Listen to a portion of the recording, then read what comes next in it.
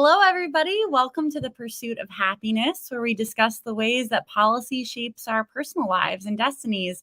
I am thrilled to be here today with best-selling author and Bernie Sanders' right-hand man, Ari Rabin-Havt. How are you, Ari?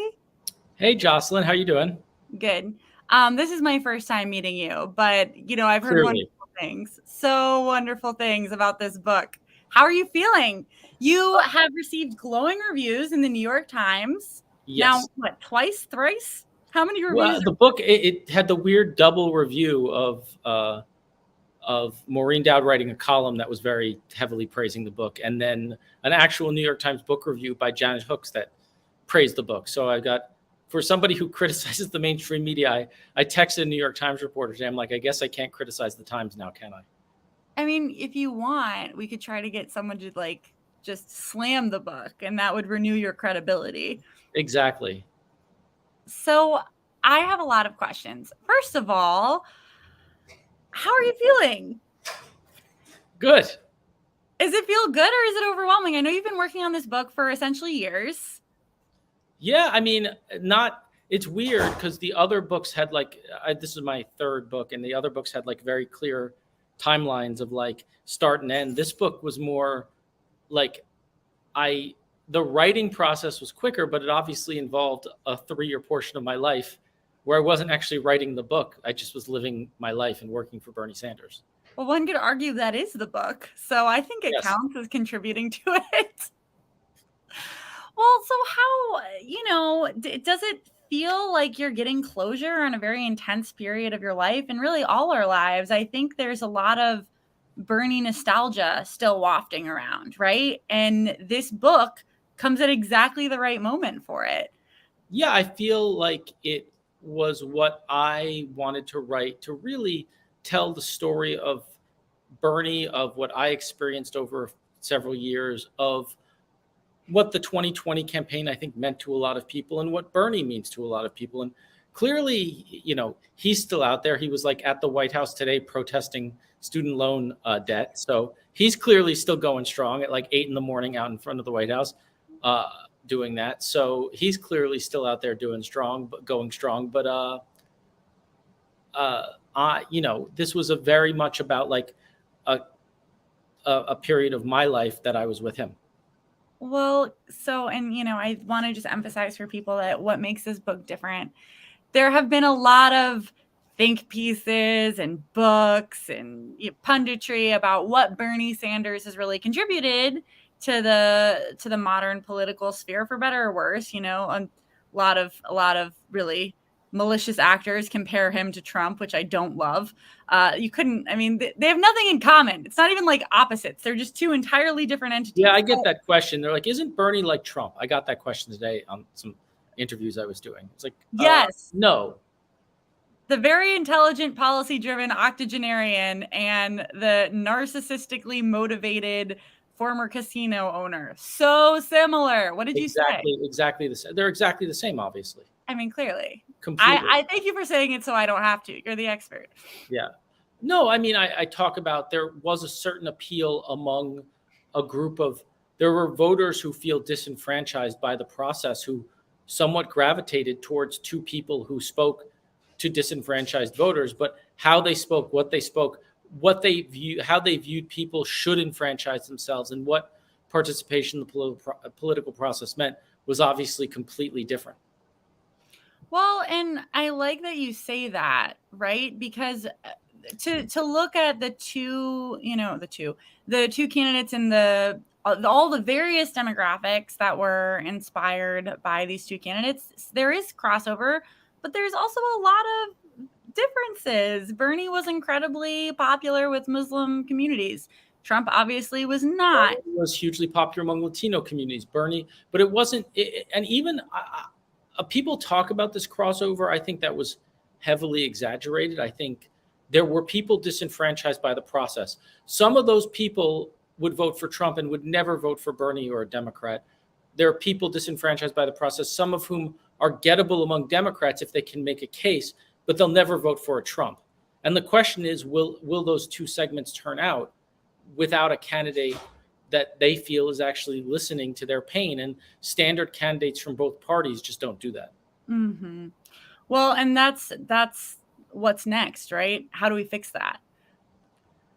Um, Sorry, no, that's I mean, totally the too big of a answer, question for you right the now. answer is not, I don't think the answer is that complicated. We exist in with a government and a philosophy that says it's okay that government does nothing. It's okay that there are excuses. It's okay. Like, yeah, sure, Democrats didn't do the things they promised because Joe Manchin and Kirsten Sinema sucks, right? And there's this thing called the filibuster, and isn't that terrible? The problem is those things can be true.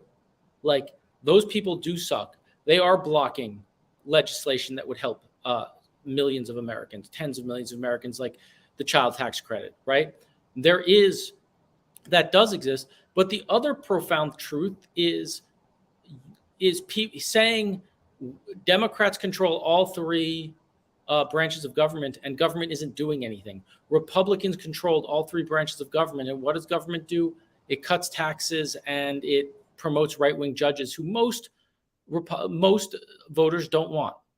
So you can't have a government that is so where there's always excuses for inaction. And I think there is a certain point where, whenever people like me and like Adam Gentleson being the main person who carried this argument about eliminating the filibuster, some like smarty pants DC reporter would say, well, it's good that the filibuster exists, because if filibuster didn't exist, when Democrats were elected, they would pass one set of laws. And when Republicans were elected, they would pass a second set of laws. And yes, that elections should have consequences. And I think we have moved to a place where fewer and fewer Americans feel that elections have consequences. And when you don't feel like elections have consequences, why are you going to vote? Well, and that's my next question. So, elections clearly do have consequences, but when those consequences don't translate directly into policy, and I mean, I think that's the point of your book, right? That the Bernie Sanders campaign it shook the political world to its core for both times, both cycles, and in different ways. I mean, they were two very distinct campaigns. So what is it? I mean, like, you were literally in the heart of this at every rally by Bernie's side when he had various medical scares. Like, what do you think was the biggest positive takeaway, and what would you want to tell people who are dealing with that cynicism? Right. Understandable cynicism. And that's the question, because the book is more who is Bernie and less a policy manifesto. Or I didn't feel the need to, there is a long Medicare for All section, but it's more about the politics and kind of the background of Medicare for All, as opposed to this is what Medicare for All is and why Medicare for All is good. Because I come with the prior that people who are going to read this book either think Medicare for All is good or bad, and I'm not going to be able to really convince them otherwise. And I think it's good. I hope more people do. The goal of the book wasn't to make that argument. The goal of the book was to explain who this seminal figure in 21st century American history is. Somebody who, when you look back, there are three figures in American history like Bernie Sanders. I would say Theodore Roosevelt in 1912, William Jennings Bryan, and Barry Goldwater, three people who lost respective presidential races, specifically Roosevelt 1912. But the impact of that race has been felt for decades beyond. So in the party and in the country, Barry Goldwater reshaped the Republican Party in '64, leading to Ronald Reagan. And I believe Bernie Sanders will have the same profound effect. Well, and thank you for emphasizing that it's not a policy book, because now that we've gotten the boring political questions out of the way, I would like to get more gossipy with you. Please tell me about talking about gossip, Jocelyn. Excuse me. People want facts and issues, and we don't need the gossip, Jocelyn. Well, let's just it's funny you bring that up, because that is actually who he is, right? Yes, he does not he believes politics is serious and not about gossip and not about the kind of, journalists during the campaign would always go, "What's the color? Ari, give me some color." And they don't mean your kind of screen that I'm looking at right now. They Which they is want they wanted like they wanted like the details that Bernie would just never give about what things looked like. What was the room set up like? When you guys were prepping for debate, what was the color? What was the color, Ari? I got that question a million times. This book has a lot of color in it. I it acknowledge. it does, and it also has a lot of Has Bernie talked to you about the book No, since it's getting all these glowing reviews? No? Okay, all right. no. And that sounds like that's in character with who he is. He's kind of Yeah. like, "Look, I'm passing bills. I don't have time for tell-alls." I mean, he's it, first off, I don't think the book is a tell-all. That's a Well, I, then I'm disappointed. yeah, Okay. there's a lot, but look, he this is serious, and he's at the White House today protesting student loans debt. He's with Amazon workers and Starbucks workers. That's what he finds important in the world. Well, but who he is also important, and I didn't say, He'll never believe that's more important than a protest with Starbucks workers. well, are the two mutually exclusive? Like, do you think if you overshare about your personal life, you can't go to the Starbucks protest asking for a friend? I mean, I don't know. It's his philosophy that what's important is the policy, that the person is less important, that politics is too focused on the personality, too focused on trivial details, and not focused on the big things that impact people's lives. Well, and that's kind of the paradox of his personality, right? He's been spun in the media as this, just like deeply charismatic person, and that's not who he is. It's weird. It is weird to listen to. He is this weirdly, deeply charismatic person. It's just not intentional. I think the thing about Bernie is that I've always found amazing is kind of everybody else who runs for president has literally been planning their lives for decades to run for president, right? Joe Biden lived his life to run for president in a lot of ways, right? And It's not a critique. It's just he spent 50 years basically running for president. Mayor Pete did things to seek higher office. Bernie never did. He didn't live his life to run for president until he ran for president. So he's just it's a different shape of person. Do you think that made him better suited for the role? Because campaign life is distinctly stressful, even if you don't get to the point of running. I think that's the struggle. I think Bernie's superpower, which is that that everybody, Republican and Democrat, I've never met a person who doesn't believe Bernie Sanders is fundamentally true to his word. They might disagree with his word, but they know he means it, that he doesn't do things politically, that he has no BS button. And that's kind of widely understood. At the same time, I think in this era of modern politics, he's not a perfectly performative candidate. And does that hurt you in a media cycle? Yeah, it might. But Bernie doesn't care because it's not just that he believes in politics as his policies. His fundamental belief in politics is also about how politics should be conducted. Well, and I mean, but there were, not to disagree with you at all. So for our viewers, I have a confession. I have met this man before a couple times. Possibly. I don't admit to anything. Okay, well, fair enough. Then I will just, hint that we have perhaps met a couple times. And some of these times that we were hanging out were at these very big, fun, rock star studded Bernie rallies. I heard a rumor you were at least partially responsible for that. Right, but that to him served the purpose, right? It's only worth having the big rock band, the Vampire Weekend, the Strokes, Public Enemy, because not just because what Bernie believes is Bernie's twofold. It brings in people, but beyond that, he actually believes politics should be fun and should be something people enjoy, and political events should be an enjoyable atmosphere, which is why I think the thing about Bernie that does get discounted a lot is his love of music. That if you were planning a Bernie rally, the questions he would always ask, he would ask about what other speakers are there, but first question would always be, what's the music? At every rally, I would say 95% of rallies, there was a musical act. And that didn't mean like a giant band. That meant the local reggae band would be performing at a Bernie rally in Wisconsin, the bluegrass band in Kentucky, the you know the local garage rock band in Iowa. Like at every Bernie event, no matter how big or small, he wanted to have a band, and we really always tried to accommodate that because these events should be fun and we should have art as part of our events.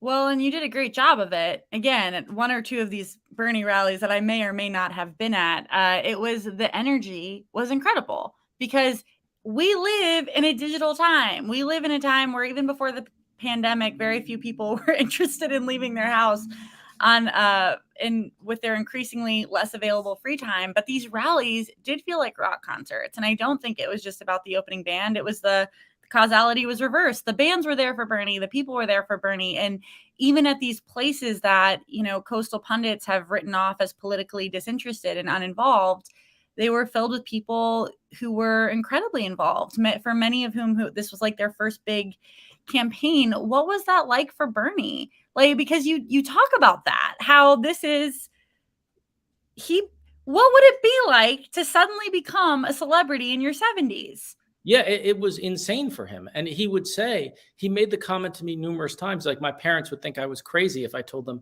I was going to run for, much less be in the Senate, much less run for president. Like that's insane. And to become, even, this is a guy who for the first 40 years of his life was just a guy, right? He occasionally would run for office as and get 5% of the vote. Then he suddenly is mayor of his city, which is a small city, right? Burlington, Vermont. 40,000 people. Do you know who the mayor of Burlington is? It's not like it's not like the mayor of New York City that gets national attention.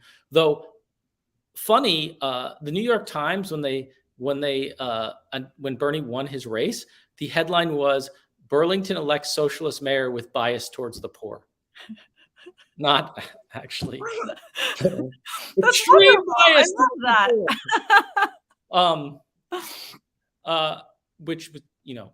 Which was funny. But, and he was a member of Congress, and he was kind of a folk hero on the left because people knew him as the only socialist, and he ran for Senate, was a senator, but still, how many senators do people actually know in this country? Very few. And he had a following on the left, but until he ran for president, he wasn't really famous. And until, he rose to a level of international fame that I think even he is shocked at. I mean, so, has it changed him at all? Because the case you're kind of making is no. No, I think he is Bernie and he's going to be Bernie regardless of what happens. So, now I have to ask some more personal questions. Sorry, this is my show. That's what we do here. So what is the arc of you two's relationship, right? Because that's why you wrote this book. It's like you're saying, this isn't a policy book. This isn't about the future of democratic socialism. You were, his person on the campaign well, not even on the campaign, for years before the campaign. Well, I worked in his Senate office. We'd met in after the 2016 election. He hired me in a Senate office. We traveled the country together for basically 4 years. After the first reconciliation bill, I just decided I needed to kind of a break from U.S. politics in general. And I left the Senate office. And look, Bernie is someone who's extremely focused on his work. He had that quote in the New York Times, I don't call you on your birthday. And if, the arc of the relationship is one where, if you're focused on his work and you're part of that focus, you're in his sights. And if you're doing other things, which I made the choice to do, you're kind of out of his sights unless you decide to come back into the kind of daily grind of it, which, look, I reached a point in my life where I decided that I wanted to do other things, and I kind of needed a break from U.S. politics for a while. But they're so wholesome and filled with joy. And wonderful. Yes. I don't understand that. Yeah. Well, so what was your working relationship like then? Because I know you were with him beginning, end of day for a while. That has to be intense. And, people write a lot about shared trauma. There has to be some weird, like, shared whatever. Star power, anxiety, exhilaration. I don't know. I've never been in that situation. I mean, it's a shared experience. It's a shared life, and it's a shared look. It's a very working on a campaign like that is one of the most intense environments you can be in. You are literally on the road most days, staying in like, it's not like you're staying in like on TV when they do a presidential campaign on like the movies, you're staying in this like luxury hotel with like giant suites and like the truth is you're at like the American in like Waterloo, Iowa, right? Or the DoubleTree at the Des Moines airport, which look, we all love Johnny's Italian Steakhouse at the I was DoubleTree. gonna say, why are you trying to call out my favorite places in America? Those are luxury digs, sir. I'm The DoubleTree at the Des insulted. Moines airport is quite a nice hotel. I had a reputation there just to embarrass myself. My reputation developed as such where they had a lot of Andy's candies, and I would go into the supply closet on the first floor and take Andy's candies Is out of that the. allowed? I feel like that's not allowed. You're staying there, and they're in a bowl, so why can't I go to the source, right? Is this like living your socialist values? Like, these are our candies. This is a shared candy bowl. So here's the thing. Once we had literally, it was right next to the Des Moines airport, and we weren't staying there, but we'd stopped at Johnny's Italian Steakhouse, which is the restaurant at the DoubleTree Des Moines airport. And we were eating dinner, and the hotel manager comes in and was like, "Oh, I saw you were here. She's like, you didn't have a chance to get these." And she had a bag of Andy's candies. Oh my gosh. Like, Okay, I'm like, that's "Oh shit, adorable. I'm busted." Um, uh, the, you know, the it's this shared experience of like ridiculous hotels in ridiculous cities that nobody would ever visit. Like you're not, you're heading into places where people are to campaign. And look, sometimes it's New York City and LA, but most of the time it's Des Moines and Manchester and Madison and like kind of like America. And you go and you're in these places and you're traveling around, and it's a it's a complete life takeover experience. Well, is there, I mean, what would you do differently? Or what do you think he would do differently? Um, I don't know if he would do anything differently. I'm sure there are little things, but I'm also sure even the things that people you can critique and you can say, could you have gone negative on Joe Biden earlier, which was being encouraged by staff in like September and October? Could that have knocked him down? And could that have led to you winning? I think that's a legitimate question. I don't think he regrets for 1 second that he didn't. So, okay, it's not a tell-all. I know that, all right? I've acknowledged that. But what are some things that you think would surprise people who are watching this campaign, from their TV screens, from their internet screens? Like, what do you wish people would understand?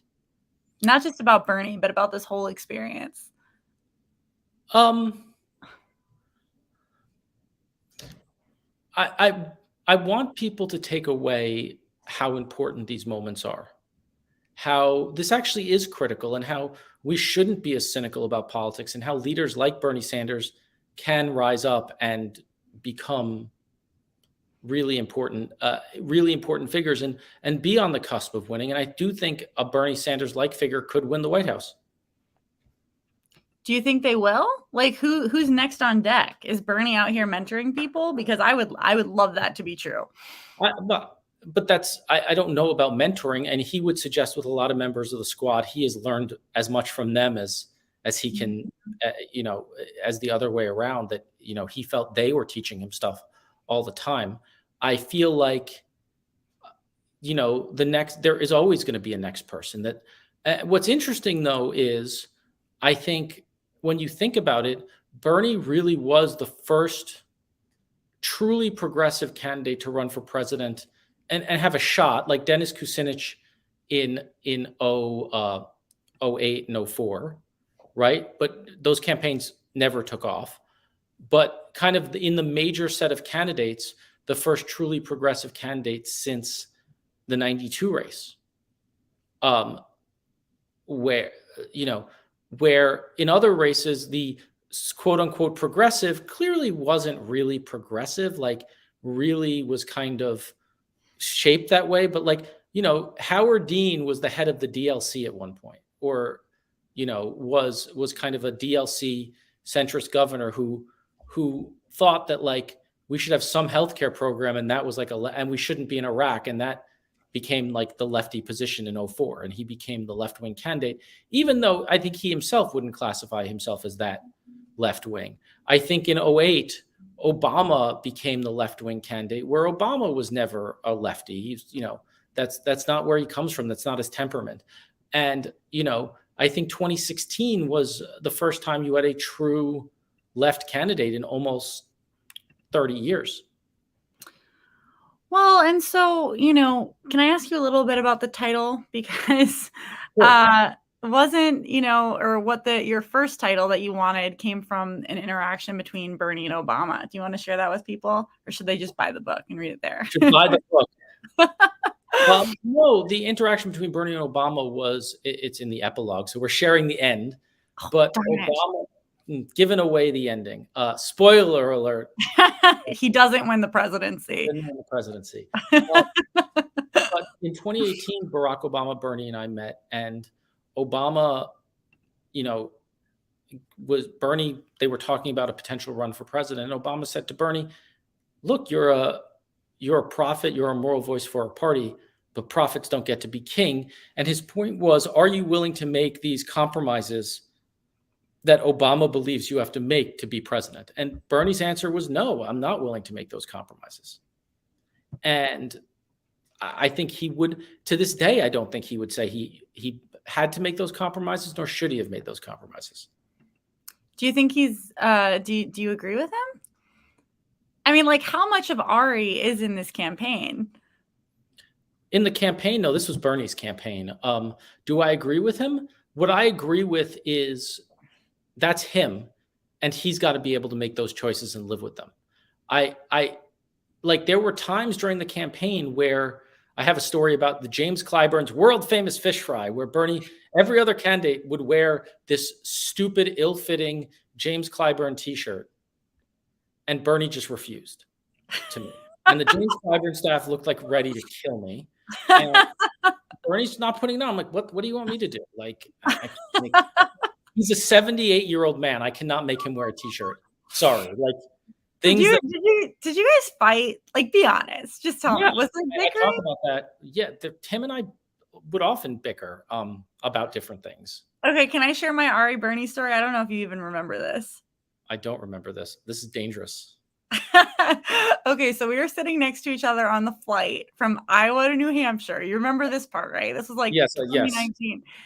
And Bernie was like the row behind us or something. This was a commercial, tiny little like commercial flight that we happened to have tickets next to each other on. And you two were like, I don't want to say fighting. Fighting is strong, but strongly debating how the rest of the evening would go. And so like, I'm sitting next to you, and you and Bernie are like cross talking across the aisle, and I'm like, I don't want to be in the middle of this. I feel like, like dad and dad are fighting. I don't like this at all. I don't even remember how it resolved. But the funniest part about that flight, I can tell you how it resolved. I don't even remember this, but he definitely won. Okay, well, do you remember the volleyball girls from that flight? I doubt you do. No, I don't. Okay, so we're on this commercial flight with Bernie, and it's me and you and a bunch of staff, and Bernie's right behind us. And there are this volleyball team in the very back of the flight, and they're just like being goofy teenage girls, and they're yelling and throwing stuff, and Bernie's ignoring it.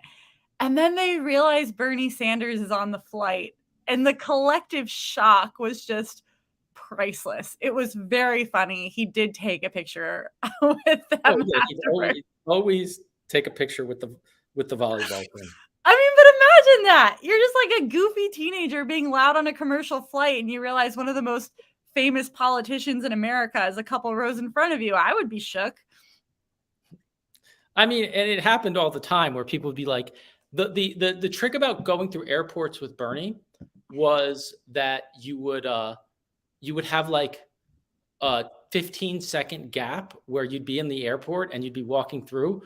You had 15 seconds where people would look, see it was Bernie, and then like have to compute in their head it was Bernie before they were like, wait, Bernie's at the Macaroni Grill at O'Hare Airport. Yes, and he is eating at the Macaroni Grill at O'Hare Airport.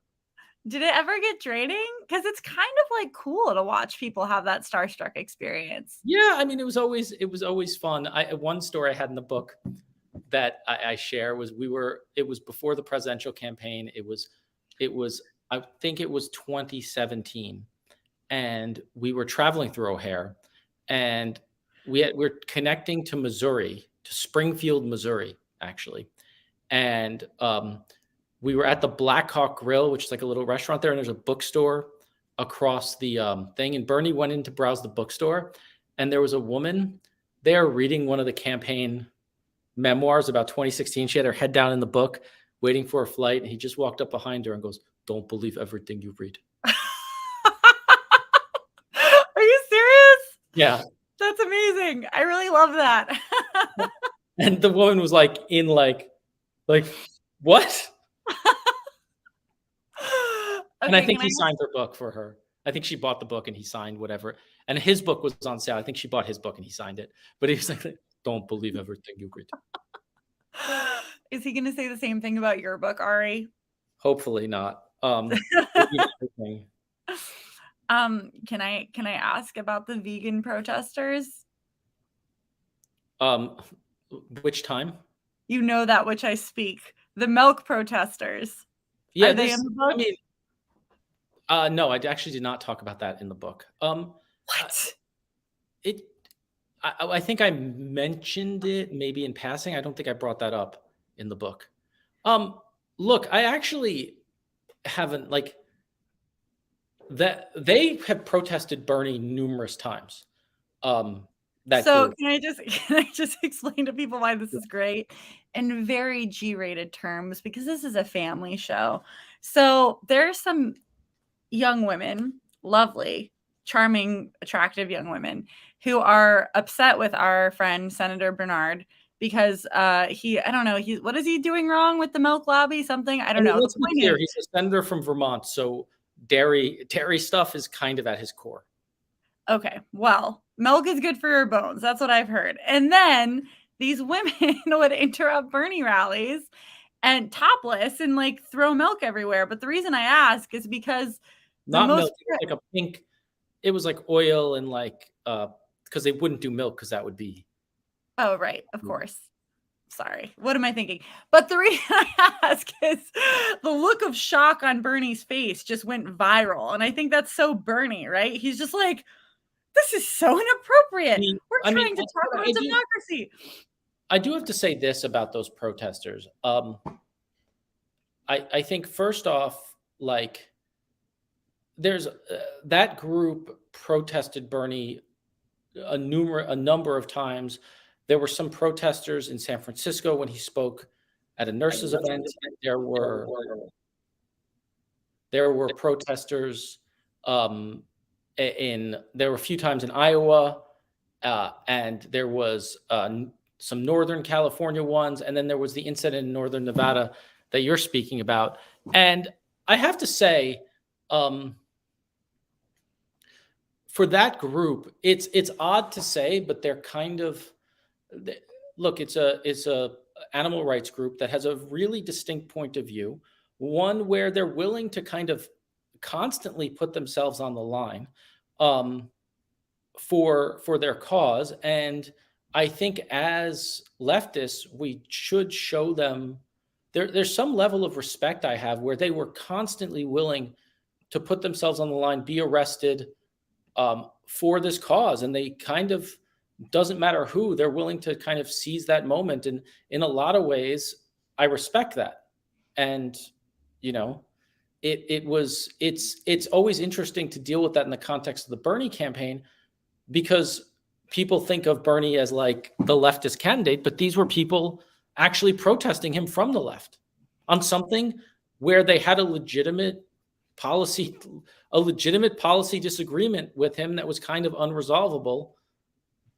Unresolvable meaning Bernie wasn't going to agree with them, right? And so they did the thing to make their voice heard. And in one case, it was going on stage topless. Look, I think that is, you should stand up for your beliefs, okay?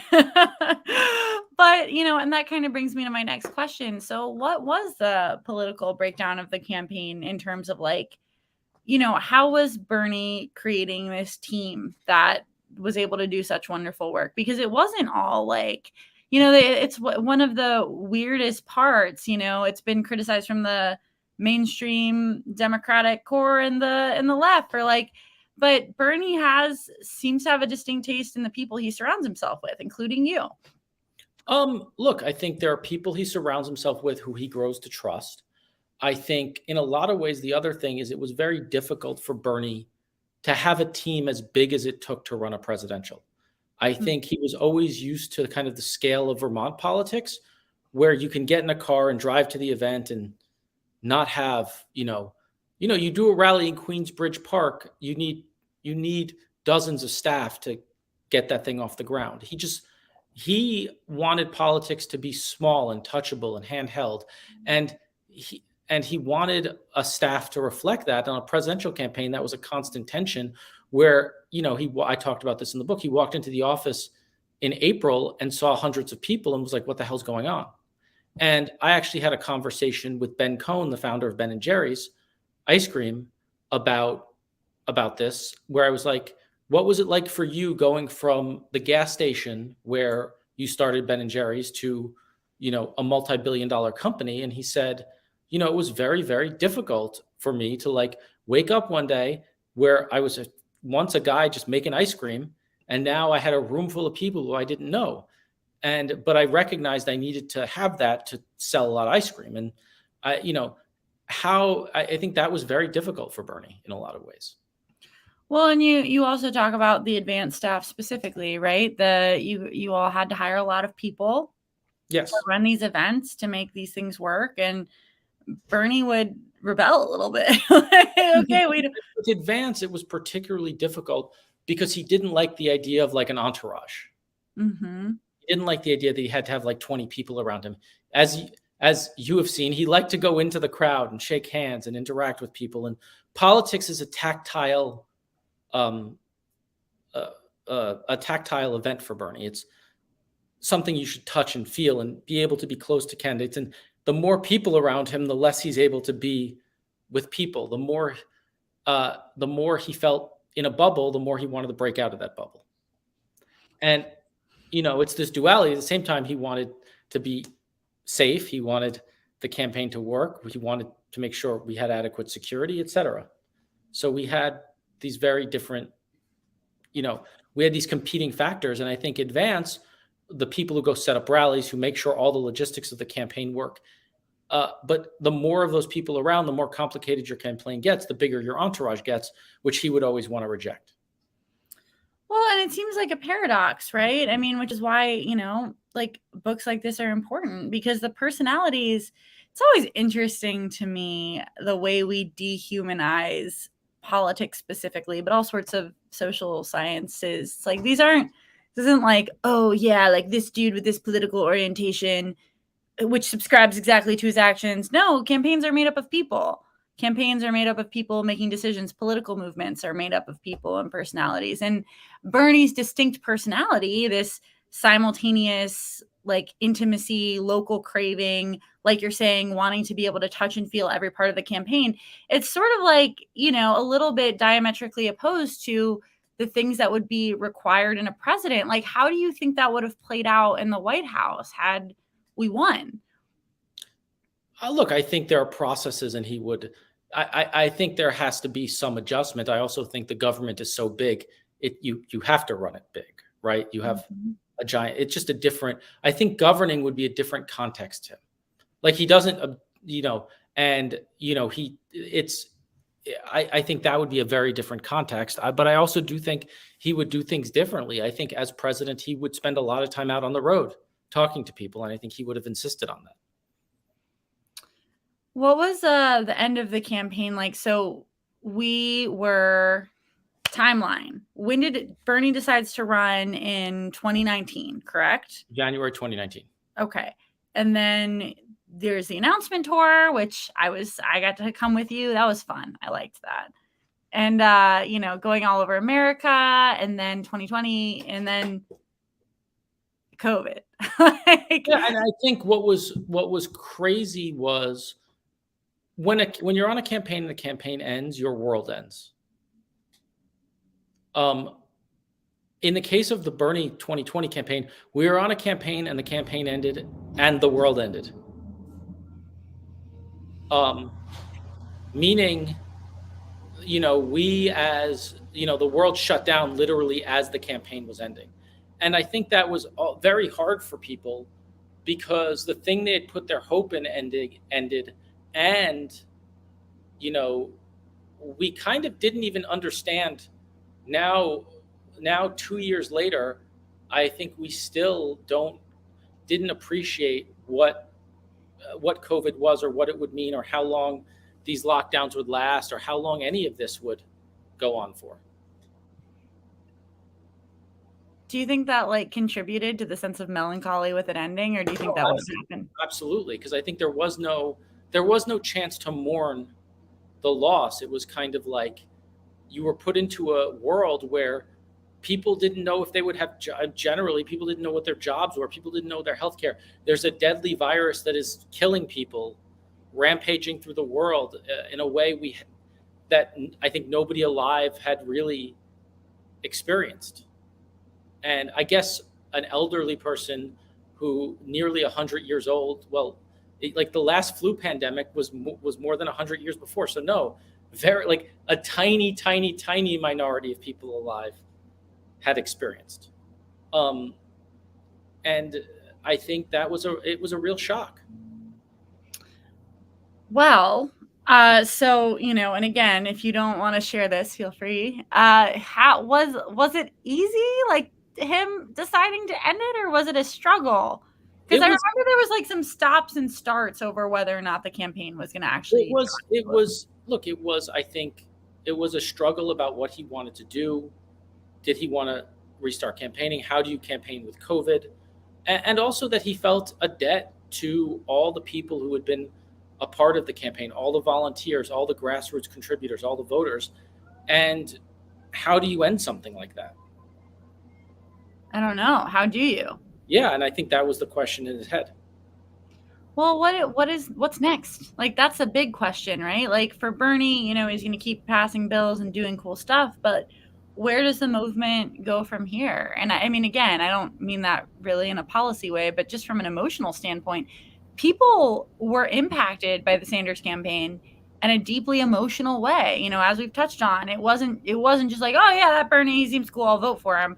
No, people felt heard and seen and validated by a political campaign for many of us for the first time in our lives. And then when that ends, there's it's again, the sense of loss, but also okay, what next? Yeah. And what next in a time of COVID? We went on a lot of walks. Yes.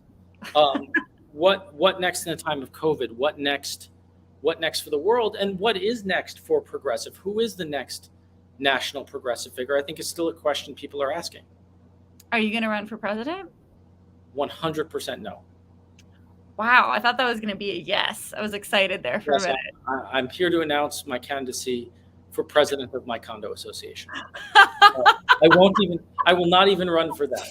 Wait, why did you have to make that so middle-aged dude, bro? You could have been president of anything, and you were with the condo association. I was trying to think of something I actually could become president of. The only thing I think of is the association. You can be president. I believe in you. I've seen some of the previous work, and it's wild. No, I never want to run for office in any time in my life. Well, okay. I mean, we're drawing to the close of this conversation, which again is the first one we've ever had. And so what, what are the? I'm trying to get you to overshare. What are the emotional? Like Bernie, I'm on message. Yeah, well, that makes one of us. So I'm really trying to impress upon people. It's Bernie, Ari, was a marriage. It was a soulmate, very passionate situation for a few years. Okay. So being that close to that big of a campaign, like what is the emotional aftertaste? Because it's something that most people can't imagine. I can't imagine it. It's I would it's like at come and that hang level, out. on a personal level, it's really hard in that you're going a million miles an hour, and then suddenly you hit a brick wall and stop. Um, and you're in a place where you're jetting from like 5 cities a day, traveling thousands of miles in front of crowds with thousands, and then you hit a dead stop. And you know, when you're in a car crash, it's not the speed that kills you; it's the stop. And I think that it's a very emotionally impactful moment and a really hard one. Would you do it again? Would I have done this again? Yes. Would I ever do another campaign again? No, Really? Never? never. So you're like anti-declaring your candidacy. Yes. Or working on any campaign, a presidential campaign in any significant. Interesting. It means completely giving up your life. And I would need to have another candidate like Bernie, which I don't believe would exist. And I would need to feel like I should basically go to war for 3 years, which Mm-hmm. I think it takes a really special thing to do. And I don't see somebody coming along like Bernie where I would want to do that again. Also, I see myself being a lot older and just not wanting, it takes a real physical toll. Hmm. Well, what was this book? Like, did this book heal some of that for you, writing it? I guess so. I think sharing this, telling the story did. I mean, yeah, I personally don't. What? Sorry, there's a like weird noise in my apartment right now. Oh, okay. I can't hear it. I don't know how I would do it, honestly. It is just, again, because it's like, look, any presidential campaign is going to have that hyper adrenaline intensity. There's no way around it. But with Bernie specifically, I also don't know how you process and experience that one, especially because, again, it doesn't feel like we have the next Bernie yet. There are tons of amazing progressive politicians, but I mean, am I wrong about that? Is there another Bernie that I should be looking out for in the next cycle? I mean, I'm sure there will be another Bernie. I just don't know who it is. And I don't want to predict. And it's not on me or anybody else to anoint the crown of that title. Okay, well, wow. Who am I supposed to go to for all my anointing news? I literally thought that was you. I'd go for more biblical figures for that. Okay, fair enough. Next show, Old Testament version. So what are you doing instead then? You published this amazing book. Everyone loves it. The New York Times is like our favorite book. What's next? The movie version? What? The movie version? God, I hope not. Who would play me? That's a great question. Who do you want to play you? The problem is that actor just passed away. What? Seriously? No. I would just go with Gilbert Godfrey. I mean, I don't know. I feel like there's some differences there between the two of you. Also, isn't he like 30 years older than you, bro? Like that doesn't work. That's not the point. I would have had him play me. Well, I don't know what's next, and we'll see. I'm very focused on the book right now, and then we'll see what's next. mm-hmm. Let me ask you a philosophical question, okay? Feel free to, again, answer with lots of personal details that are incredibly inappropriate to share publicly. So everyone, like we've touched on the idea, there's a lot of political cynicism floating around. What do you think is the measure of a great campaign? Because it's not just policy, it's not just electoral, but how do you measure cultural change? Yeah, I think the measure of a great campaign is the change it creates. Like there's the winning part of it, but very often a lot of external factors create the winning. There are good campaigns and great campaigns that lose, where it just wasn't the right time or place, but have significant impact beyond. And I think how you judge it is the success of a campaign is, first off, campaigns have to win, so that is a judgment, but also the change it creates. Well, why Bernie then? Like, I mean, obviously it's really, hindsight is 2020, pun intended. But why do you think it? Because there are like Elizabeth Warren also won, not to reopen that old internet feud, but why do you think Bernie was the one that really just like created this seismic shift in all of us? Because he was something different, because he could appeal to people on a different level, because he was kind of the one candidate not having gimmicks, not having not doing anything seemingly political, just kind of being him and running. And I think that had a profound effect on people. And I think the main thing he gave to people was the sense and hope that government could actually do something. And I think that started in 2015, 2016, and continued in 2020. Well, what was your favorite part of writing the book now that it's all over and it's getting all these glowing reviews? Being done is always my favorite part. Wait, really? Yeah, with all my books, I've always felt books are kind of like, not that I would ever know what a pregnancy is like, but you know, the process can be painful, and like you're creating something and the process can be painful and troubling. And I'm a writer who struggles for every word, and I think about every word. And when you're done and you see the finished product, I'm really proud of this book. I'm really proud of the product. I'm really proud of how the publisher designed it. So I'm all around very happy with the book. Well, and to end on one more question for you, because I know you have to go talk to MSNBC, which is like slightly less well known than this podcast, but slightly, it's fine. They're trying really hard. So another big part of this campaign for you, other than hanging out with me, which I know is your favorite part, but your second favorite part was your photography. And that's a part of this book too, correct? Do you want to Yeah, there's an insert with a bunch of the photography and some other photographers' work in there too. And I'm really proud of that and glad the publisher really put it in. I hope it gives people a visual sense of the campaign in some of these moments. And there are some photographs in there of moments nobody's ever seen before this book was published. So very happy that was included. They're secret photos? Well, there's like a photo of Bernie and Biden giving each other 5 that like hasn't been out publicly before, for example. Okay, I've never ended a show with a call out, but I would like to call out this man, this best-selling author. I asked him for an early copy and he literally was like, no. No, you did get an early copy. Well, you know what I mean? The book version. Yeah, but I didn't have the book version till like a week and a half ago or 10 days ago. You know what? I'm hearing a lot of excuses. You might get canceled after this interview, so just emotionally prepare yourself for that. Preparing.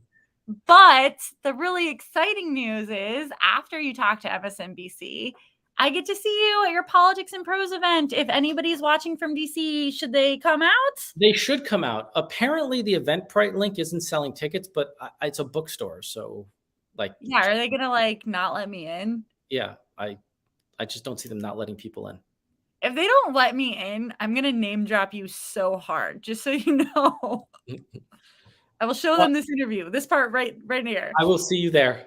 I will see you there. Thank you so much, Ari. The book is wonderful. Everybody should buy it. It's like 1 day old today? Yes. 1 day old. 1 day old. Well, I will see you at Politics and Prose. Have a lovely time speaking to everybody else who wants to speak to you. And again, go to New York Times, read the reviews, share it, buy it for your mother and in-laws and everything. I'll see you later, Ari, and please come back on this show. I will. Bye. Bye.